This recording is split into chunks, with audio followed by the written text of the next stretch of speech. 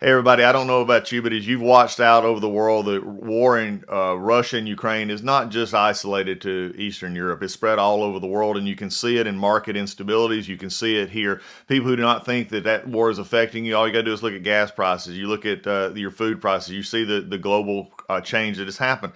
But you know something that's also affected investments as well. And I've said all along, legacy precious metals is your navigator. They're the ones that see you through to get to the next level. The good news about this is even with market volatility, market instability, you've got options. And gold prices are rising as investors turn to gold. And gold presents a hedge against this inflation and that protects you against the weakening dollar, which we are seeing. Legacy Precious Metals is the only company I trust to deal with gold and silver and the other precious metals. You need this investment. You need this as part of your portfolio to keep you buffered from what we're seeing in the world, war and volatility in the market. This is where you need to be. Call Legacy Precious Metals today. Be proactive about this. Get on board with it. Call them at 866-528-1903, 866-528-1903, or you can download their free investor's guide at legacypminvestments.com. legacypminvestments.com, your navigator in a volatile world of investments. Do you want to listen to a podcast? By who? Georgia GOP Congressman Doug Collins. How is it? The greatest thing I have ever heard in my whole life. I could not believe my ears. In this house, wherever the rules are disregarded, chaos and mob rule. It has been said today, where is bravery? I'll tell you where bravery is found and courage is found. It's found in this minority who has lived through the last year of nothing but rules being broken, people being put down, questions not being answered, and this majority say, be damned with anything else. We're going to impeach and do whatever we want to do. Why? Because we won an election. I guarantee you, one day you'll be back in the minority and it ain't gonna be that fun. Hey everybody, it's Doug Collins. Welcome back to the podcast. I got another part in our series that I like to throw out every month or so. We do a leadership lesson. We work on things that you can work on that can help you get better, not only in your job, but in your family, your leadership, just the things that get by in life that we need to know. Maybe sometimes you've heard some of this, but I don't know about you, but I've always been one that when I hear it, it takes several times to hear it and then putting it into practice before it becomes something that I can attach to, becomes a habit, those kind of things that we look at. And leadership lessons, I believe, are universal when they come to, things that can help you be better at what you do. And that doesn't matter, what your job is. These leadership lessons work on sharpening the saw, so to speak, of your own life.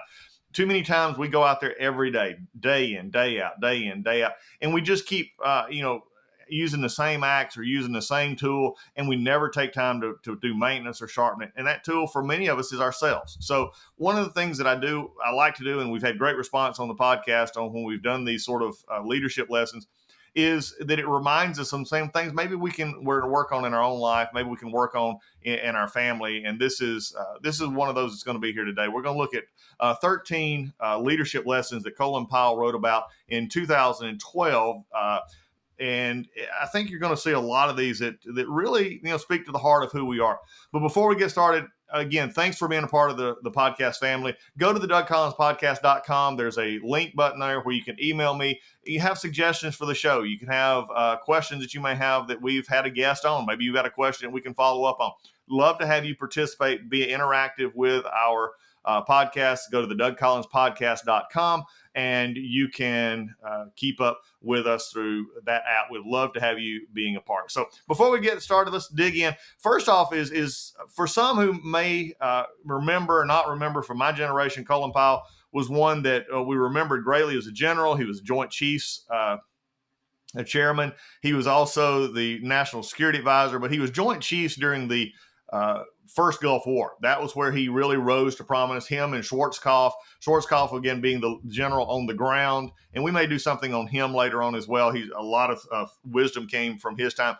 We're dealing with leadership with Powell, Schwarzkopf, and these others who came out of the Vietnam era. These were folks who saw what happened in Vietnam and really sometimes the disaster that really happened with our troops and with our mission there. They saw the problems that developed with the political aspect and political nature of what was going on in Vietnam. And it really affected them all throughout their career. I mean, these were 30-plus year careers that ended in the 90s for many of them, that, coming off of that experience in Vietnam, it never left them. This is important to understand. When you take a leader like Colin Powell, you take a leader like Norman Schwarzkopf, you take some of these leaders who were influenced by on the ground combat in Vietnam, you see how later on the first Gulf War with Iraq was really influenced by that, by the whole buildup, the massive use of force, the idea that you don't go in unless you can, achieve a victory with massive, dominance. This is a doctrine that sort of came out of that Vietnam era, and it was based on those who had to live through what happened in Vietnam, and they felt the politicization, the lack of equipment and manpower at sometimes and the lack of a defined mission was something that they carried with him. And so I think when you get into the discussion of Colin Powell, not only was he Joint Chiefs Chairman, he later went on to be the 65th United States Secretary of State under George W. Bush. And, he stayed involved until his passing a year or so ago. It just some things that, when you look at the life of someone who has lived that kind of life in the very public eye, very, highest rankings of the United States military, is some interesting points that he put out in a book that called "It Worked for Me," and this is leadership lessons. It was back in 2012. It's just lessons in life and leadership that he wanted to express. I like how he phrases "it worked for me." So this is the way we're going to start it off today. It worked for him. Some of these have worked for a lot of other people. Maybe they'll work for you. But let's go through them and talk about them and have a good time just sharing this morning.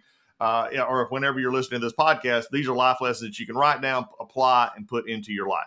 First life lesson, he said, "It ain't as bad as you think. It will always look better in the morning."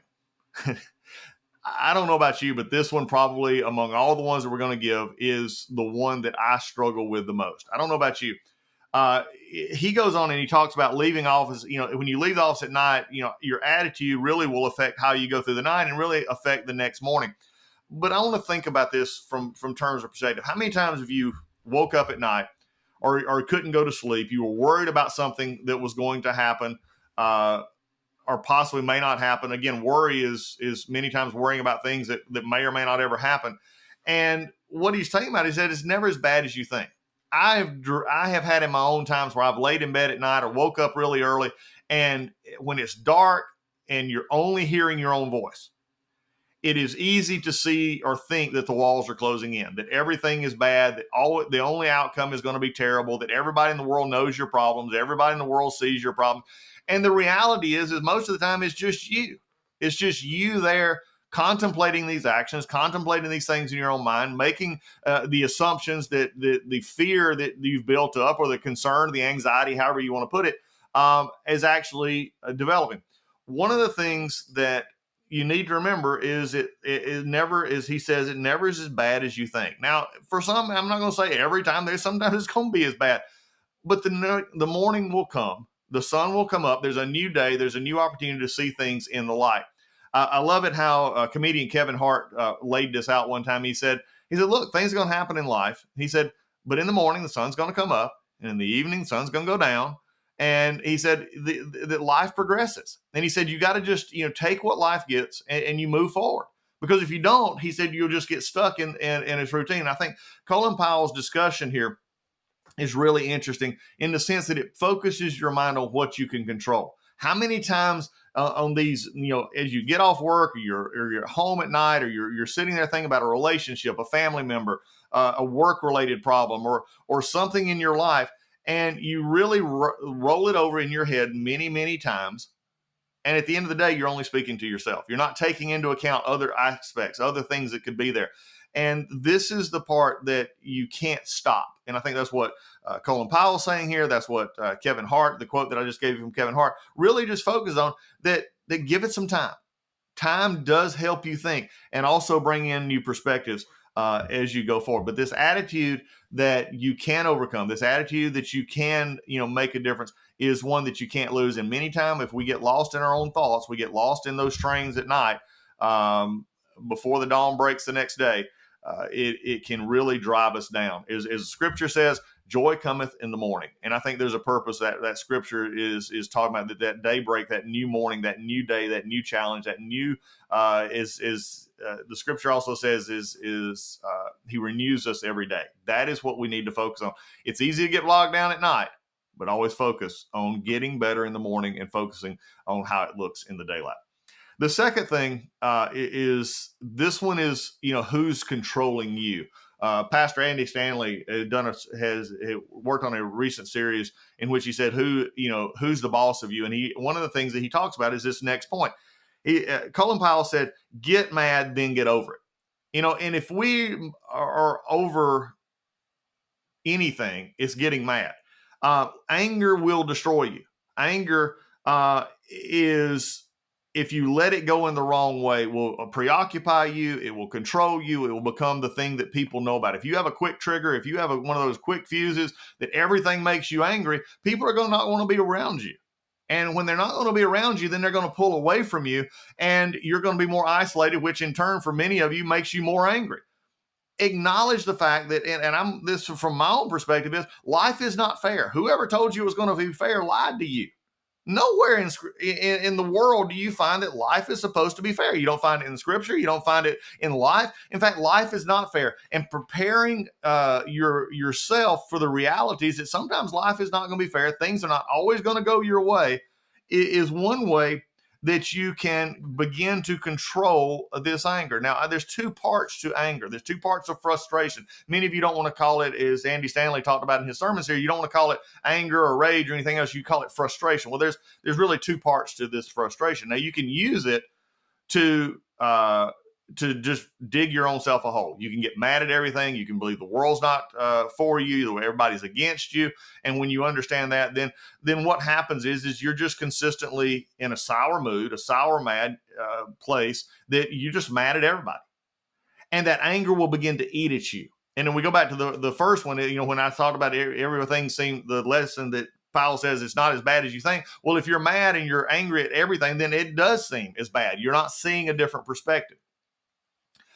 This is the destructive anger. Now, there's another part to quote a righteous anger or righteous frustration, if you would, in which it drives you to make change. It drives you to make some constructive change in your life. Now, you may get mad at something didn't go your way, or something didn't work out as you planned, or that you're mad at a situation. Well, use that anger, if you would, to make constructive change, to make something different in your life, to make to use it to fuel your desire to make the change or get better yourself. Many times, criticism is the thing that causes this anger. None of us like to be criticized. I don't care who you are. If you're out there and you just enjoy being criticized, then maybe there's a different problem for you. Maybe there's something else out there you need to go get checked out. But for most of us, we don't like to be criticized because it causes us to examine things about our life that we may not want to examine, but when somebody else says it from the outside, it makes a bigger difference, and you begin to take it in and you begin to make those changes. So you can get mad at criticism, or you can use that criticism to make yourself better. It gives you more purpose, it gives you more drive, it gives you more determination, however that works. But you can either choose anger, and you heard me say that. You choose how you use anger. You can either let it eat you up internally, or you can then use it to dig a hole that you're not going to get out of, or you can use it to fuel the fire. Use those critical moments, use those haters in your life, so to speak, and use those to be the thing that builds you up and moves you forward. That's what you need to use that frustration and anger for. The third point that Colin Powell brought out, he said, avoid having your ego so close to your position that when your position falls, your ego goes with it. In other words, keep your ego in check. Not everything is about you. And when you have decisions that, there's some things in life that, and I've talked about it before on the podcast, they're the mountains that you die on. Those are the hills that you die on. And there are not every decision in your life, just to be fair with you. There are going to be some of your decisions in your life, but not every decision. And this is where I think we get mixed up, was we believe our decision is right, or we believe our way is the best way. And we let our egos about something get in the way of maybe hearing or putting into practice something that would work better. Powell is simply saying is to keep your ego in check. He said, you're not always right, and there's always going to be somebody else that may have a better idea. Are you listening to those things? Are you tying yourself to everything that you do? Ego can get us in trouble. And, he is a good advice here. He said, just, decisions that you make, let them stand on their own. This goes back to something that, as we look at, from a prospect of failing, fail forward. Failure is going to happen. In fact, if you're not failing out there, you're listening to this podcast today and you're not failing on a regular basis, then I'm going to ask, what are you actually doing? Because if you're not failing, nobody gets it right every time. And if your ego will not let you do something in which you're going to fail at, you're never going to grow and you're never going to learn. So in looking at this part about ego and your positions, remember that they should not be attached to most of the decisions you make. Make your decisions, validate your decisions, and then if they change or they get questioned, then you can work with it. If they fall or they fail.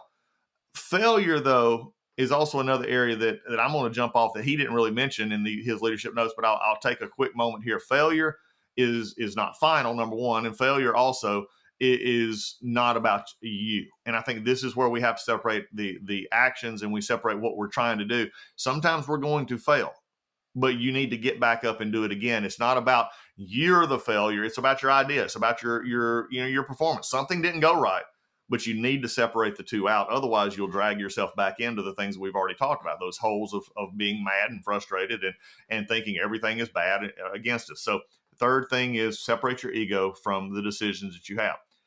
Number 4 is pretty simple. He said it can be done. He said leaders make things happen. If one approach doesn't work, find another.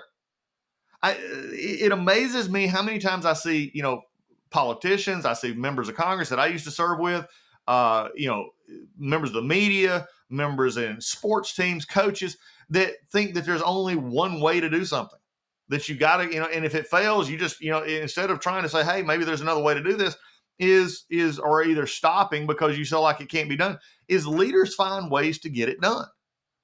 And this is, out there, if you're listening on this podcast today, maybe you're exercising, maybe you're driving, think about things in your life that a leader, your leadership ability is to get things done.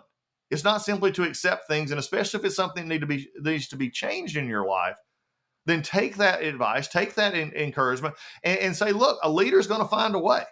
A leader's going to look at the closed room and say, there's a door here somewhere. And if there's not a door, I'll find a window. And if there's not a window, I'll find I'll make one.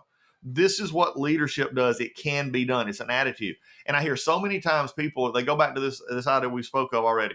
The world's against me and life's not fair. I can't do that. Well, get over it and get out there and find a way to make it done. That's what leaders do. Leaders find a way to get it done. And they don't accept excuses. They don't accept failures in the sense that it stops them. It says, what can I do next to make sure that the project, my family, the relationships that I have, that we get it done? This next one is one that really struck me when I read these. And it says, Powell's 5th leadership lesson was, be careful what you choose, you may get it. Be careful what you choose, you may get it. How many of you out there, you make decisions and you don't think you're going to get it or something doesn't happen, but you're making choices that you may end up having to own. And your team will have to live with your choices, so don't rush your choices. Make sure that you make good choices. Also in this is be careful what you choose. Now, this doesn't mean that you sit idly by waiting for something to happen to you. This means that you actually, get in there, make decisions, but what you choose, you may get. So make sure it's something you want. Sometimes we go through life and we don't put enough thought into the choices that we make, and then they actually come around. We get offered that job, or we get offered that promotion. We get offered, that decision to go out on a date or to go out and have a relationship.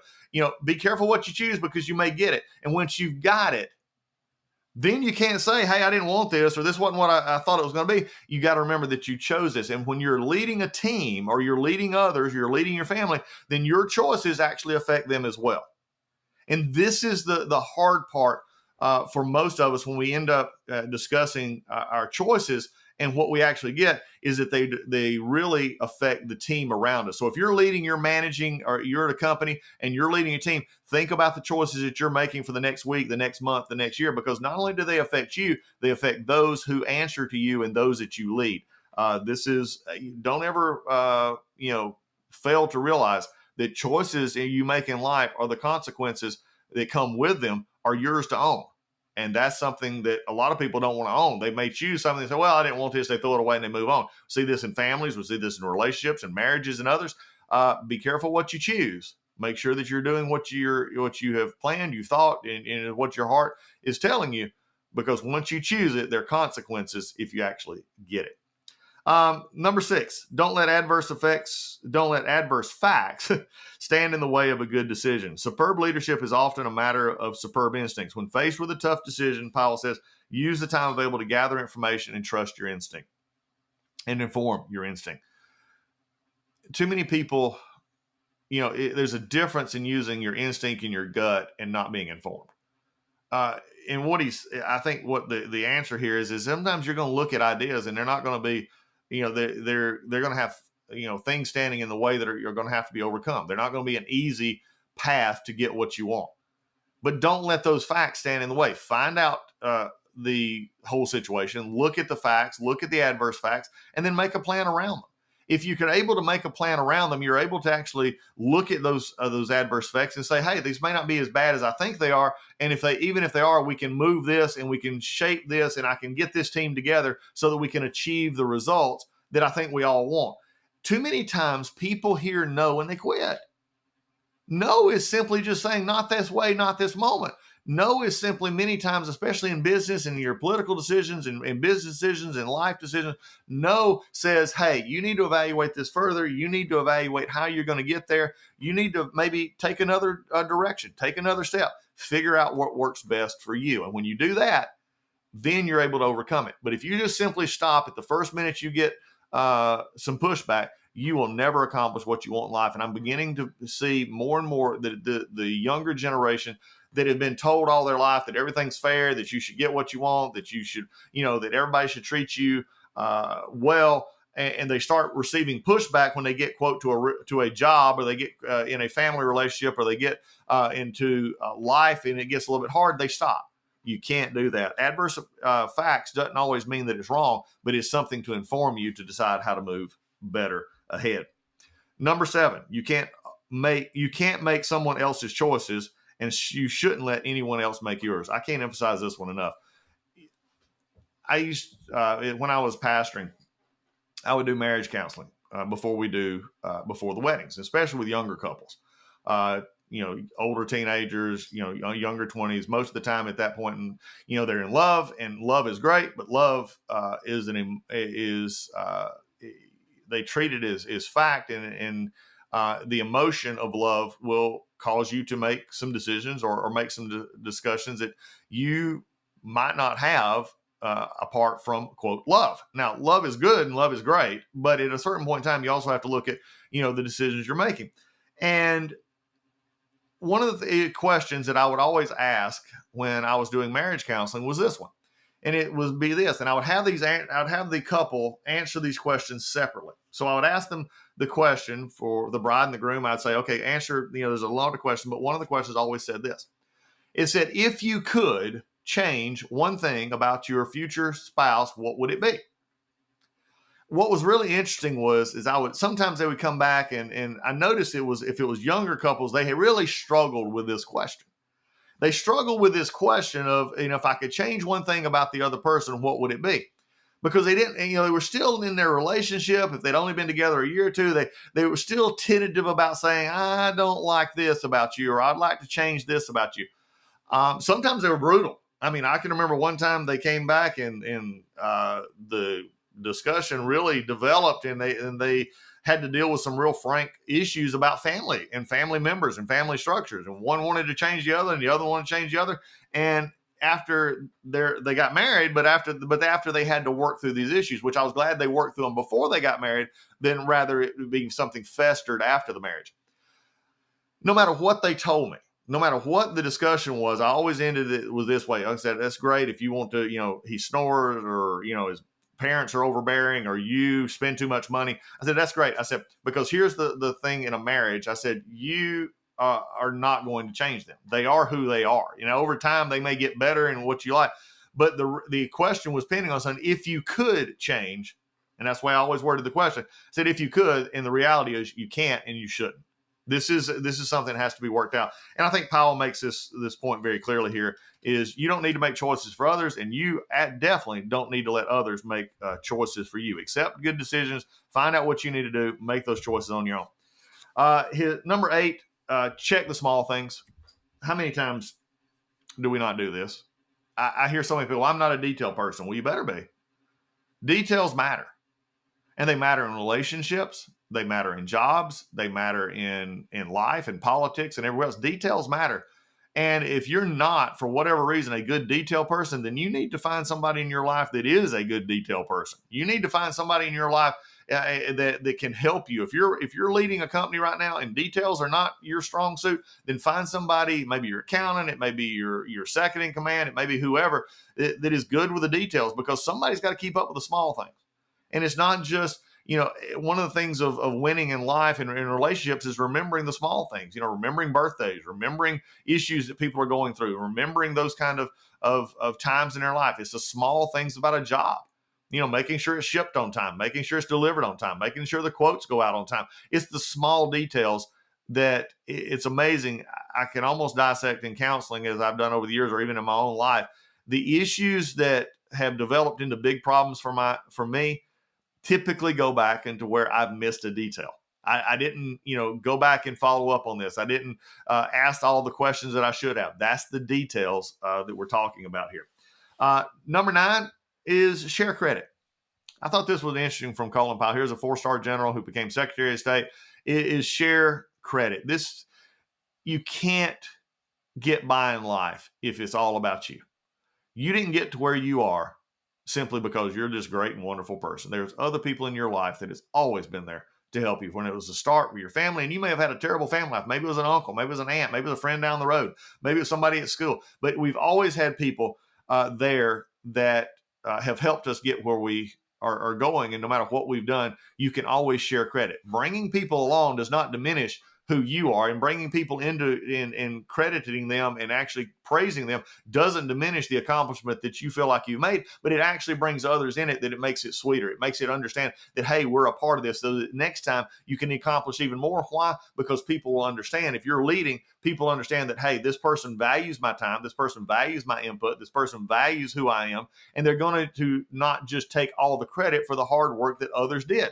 Powell understood this in climbing to the highest ranks of whether it be the military or the government, or if you're running a mom and pop shop, or maybe you're just, in your own family. When's the last time you praised somebody? When's the last time you just sent a thank you note, just saying, hey, I was thinking about all the things that you've done. Just wanted to say thanks. Thanks for being a part of the team. These are small things that matter. Sharing credit matters. They fall well into the 10th discussion that Powell had, and that was remain calm and be kind. We don't make good decisions when chaos is going on. Chaos, although you maybe have this chaos theory that out of mass chaos patterns develop, and they do. But the question is, does everybody want to be running on the ragged edge every day? Do you always want to be running from one problem to the next? Look, too many managers manage with their hair on fire. Too many leaders lead as if every moment is just a problem. Everything is going wrong, or you put it into a crisis situation in which everybody feels like nothing is calm. You got to have some calmness in your life. You cannot continually run on the ragged edge all the time and make good decisions. And Powell brings us out, just remain calm and be kind. I love the second part there, be kind. Is that not a missing trait these days? Be kind. You may not agree with somebody, but you can be kind to somebody. You can say thank you. You can say please. I mean, did we quit teaching that in kindergarten these days? I mean, or quit teaching it to our kids as they were growing up? Say please, say ma'am, say sir. Do those kind of things that are just genuine respect. So if your business or your team that you're leading or your family is always seem to be stressed out, always seem to be having one problem after another, look to yourself and say, what can I do to provide calm in this chaos? If I continue to lead from chaos, worse is going to be coming, because at a certain point, not only is it burnout, not only lead to bad decisions, but in the end, you're going to make mistakes that you didn't, that you possibly wouldn't have made if you'd have took a step back, took a deep breath, and been calm. Number 11, have a vision and be demanding. Followers need to know where their leaders are taking them and for what purpose. And to achieve those standards, you got to make sure that they understand that the goals are out there and here's what you've got to do. And it needs to be rigorous. It needs to be something worth fighting for. I can't tell you how many times leaders, whether they be political leaders, whether they be business leaders, family leaders, church leaders, volunteers, where it is, they have no vision. One of the things right now that I believe, if you're looking at the Biden administration right now, and I've heard this from Democrats, I've heard it from reporters, I've heard it from Republicans, of course, who disagree with this administration. But one thing that is said more and more about this administration is they don't see what the vision is. They don't understand what the administration wants to do, what it's willing to fight for, what it's not willing to fight for. And you see it in the poll numbers. People will not follow leaders that they don't think they know where they're going. If you lose the confidence of your team, if you lose the confidence of those in your company, if you lose the confidence of customers, they will not follow you. And a leader who has no followers is simply, as the old saying goes, is simply someone taking a walk. If you don't have followers, you're not a leader. You've got to understand that there has to be a vision out there. That you got to project vision. In fact, people will buy in to the leader and a vision, no matter where that vision may go, if they're buying into you and they believe that you have an idea of where you're going. And be demanding. People today are used to being told, don't expect much. Well, expect more. And Colin Powell here, I think, is just a great advice. How many times do we not expect great things from people? We don't expect great things from our kids. We don't expect great things from our coworkers. Folks, you got to expect great things. If you actually want something done, you got to expect great things. Number 12, do not take counsel of your fears or naysayers. We've talked about this already. Don't let the doubters and the haters and the naysayers out there determine what your business or what your life or what your family is going to be like. You're not going to build anything great on the backs of cowards and cynics. You're just not going to do it. There's some people out there that believe they have the spiritual gift of criticism. I'm going to tell you right now, there is no such thing as a spiritual gift of criticism. Okay. And too many times we stop. Remember earlier we said, that about choices and standing in the way and adverse effects. Also, you can have those folks that you may just need to get rid of. If you always have somebody in your life that always is fearful, that's always risk averse, that always wants to be careful and cautious and never take a chance and never do anything, you cannot let the cowards and the naysayers run your life, your business, your family. If you do it, you will be dragged to their level. Do you want to be on their level, or do you want to be on a level in which positive, forward-looking vision actually saves the day? I believe that each and every one of you, if you really want to make a difference in your life, you're going to have to get rid of some people in your life. That's a tough statement to say. But you need to be with people who are positive. You need to be with people who encourage you. They don't have to agree with everything you say, but they're encouraging you. If you can't find people in your life like that, read some biographies, go to some podcasts, come here to this podcast. I'm going to encourage you because I believe you can actually do it. I believe that you have the ability to overcome great things. Why? Because I just know that's what I believe God intended for you to do, is to overcome and to be that person that you were meant to be. And for some of you, if you want to contact me, I told you early in the podcast, go to the DougCollinsPodcast.com, use that email button, contact me. I'd love to be an encourager in your life. I'd love to be a part of your life more than this podcast. If you had a question, maybe you just need somebody to say, hey, I believe in you, and that's what you need to have. Don't take counsel of the fears and especially and naysayers. Don't let your fears dominate you. One last statement on this. My biggest, if I had, things I'd like to do over again, if there is a regret, if you would, is that I have, at times in my life, I have either not done something or I've stopped doing something because of my fear.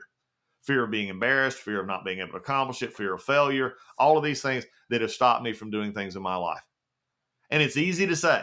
I'm not going to let my fears dominate me, but we do. We get concerned about the affairs of others. We get concerned about what others are going to say about us.